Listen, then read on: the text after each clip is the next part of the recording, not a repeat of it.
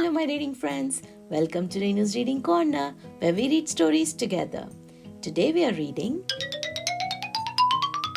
The Smeds and the Smoos by Julia Donaldson and Axel Scheffler. By a lubular lake on a far-off planet, there lived a young Smed and her name was Janet. Not far away on a humblety hill, there lived a young Smoo by the name of Bill.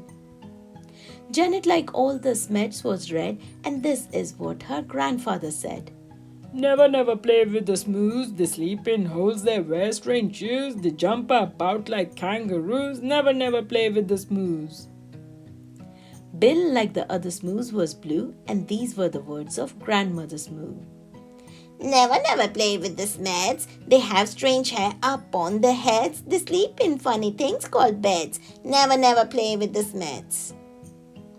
The Smeds on the lake liked nothing better than splashing about, getting wetter and wetter.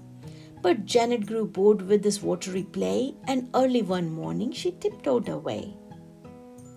The Smoos jumped about on the humblety hill. They bounced up and down it and never stood still. But Bill was beginning to think, "This is boring." So early one morning he set off exploring.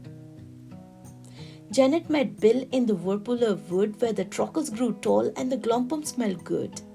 The two rubbed Anthony and played all day long. She told him a story, he sang her a song. Then they climbed to the top of a gerberry coot and nibbled its juicy and jellyful fruit.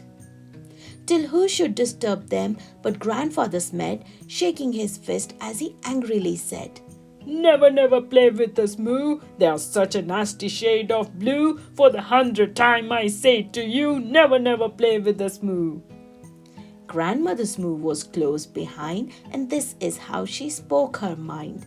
Never play with the Smed. They are such a dreadful shade of red. I will say again what I've always said. Never play with the Smed. Years went by on the far-off planet. Janet missed Bill and Bill missed Janet. But off they crept whenever they could to sing and play in the Whirlpooler wood. The two of them grew and decided to wed. But what do you think their grandparents said? Never marry a Smoo. They're a beastly bunch, they're a crazy crew. They drink black tea, they eat green stew. Never marry a Smoo. Never marry a Smed. My dearest child, are you off your head? They drink pink milk, they eat brown bread. Never marry a Smed. Janet and Bill stole out that night while their family slept and the spoon shone bright.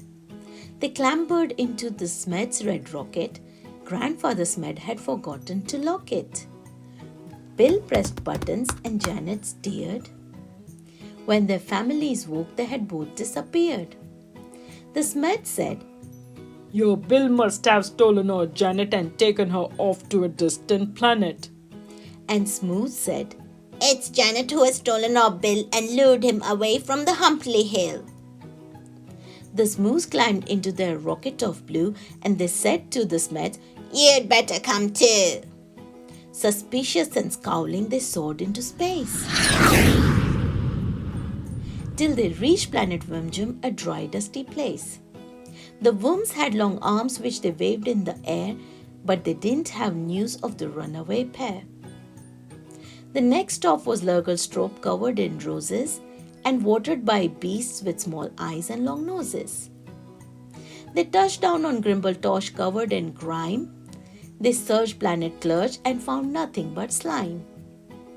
One morning, the Smoos found they had run out of tea. So the Smeds shared their milk, which was pink as could be.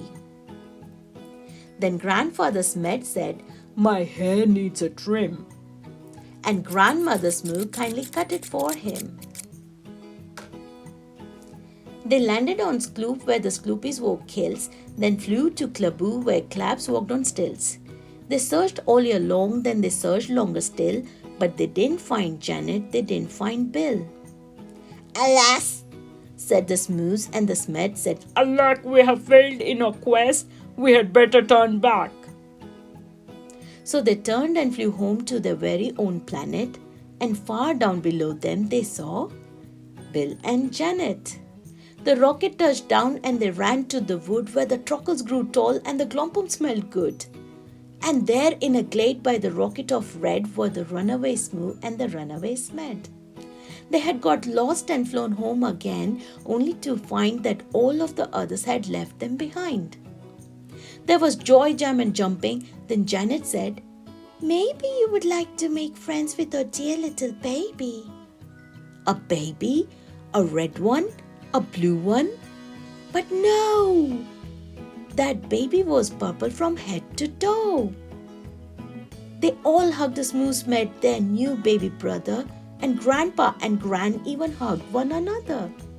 They laughed and they splashed and they danced with delight, and they played with that baby from morning till night. They made him a rattle, they made him a flute, they fed him the fruit of the gerberry coot. Then they sang by the light of the silvery spoon, and you can sing too if you make up a tune.